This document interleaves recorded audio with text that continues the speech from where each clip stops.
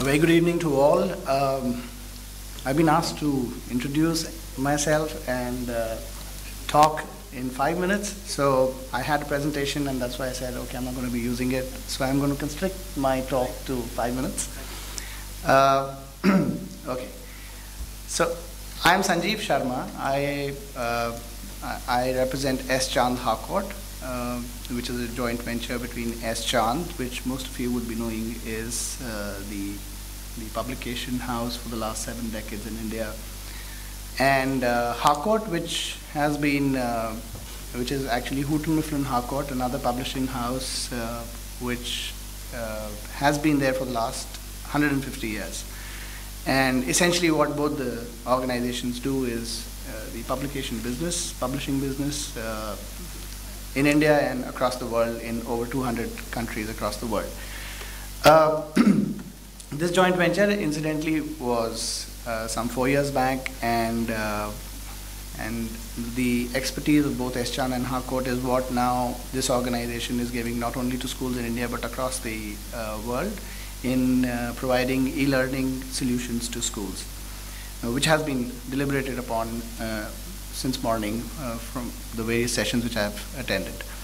I'd like to basically talk about 2 case studies which are specific to the theme of this session, which is industry-academia interface.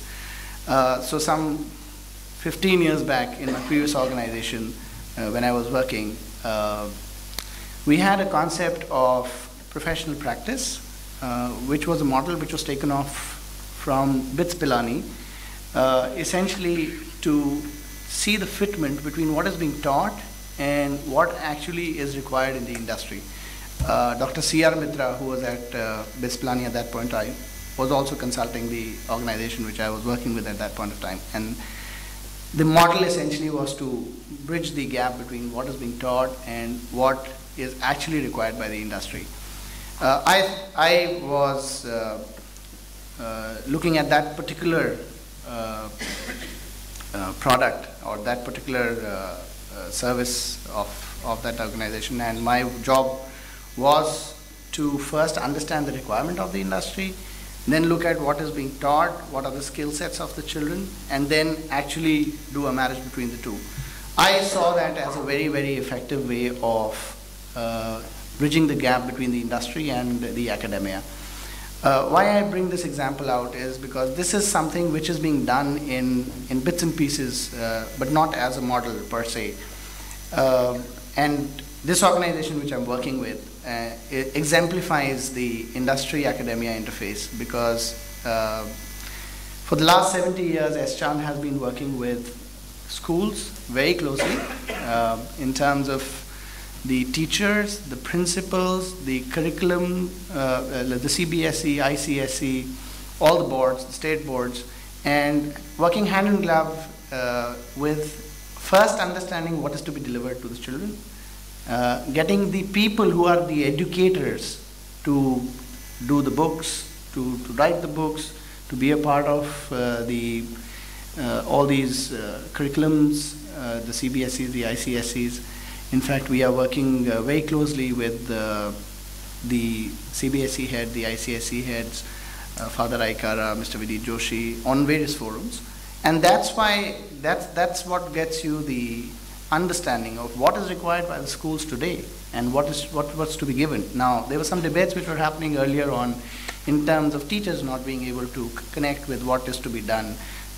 In terms of the various technologies today, it's not an issue of the tools, it's not an issue of the technology. Technology is the only way forward, and academia disconnect. So there is a QS World University ranking. The Britain's Cambridge University is topping that survey, this 2011 survey. In September it was done. Harvard is number 2. IIT Delhi is 218. IIT Bombay is at number 225, and IIT Madras is 281. Just to give you some statistics in terms of, these are the best institutions which we have in the country. But globally, if we were to look at what is being taught and what is being required in the industry and how do we fit them, so that's what this survey throws up. So most institutions are here teaching, and that's what the research has come out. In fact, NASSCOM also had done research wherein it threw up that there are only 25% people who are job ready.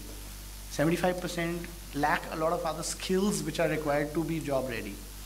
That's where there is a disconnect between understanding what is the subjects are there to be taught, but there's much more in terms of the industry. So there is no research work happening in schools, in colleges, whatever. The industry is not contributing back. What is contributing is in CSR activities. What is contributing is in some kind of funding. What is actually required is for all of them to work together as one unit and then go back to them, to the schools, to the colleges, in terms of what is required actually and what is to be delivered. So I'm just going to stop my discussion over here, and if there's any questions, I can take them later on. Thank you so much. Thank you.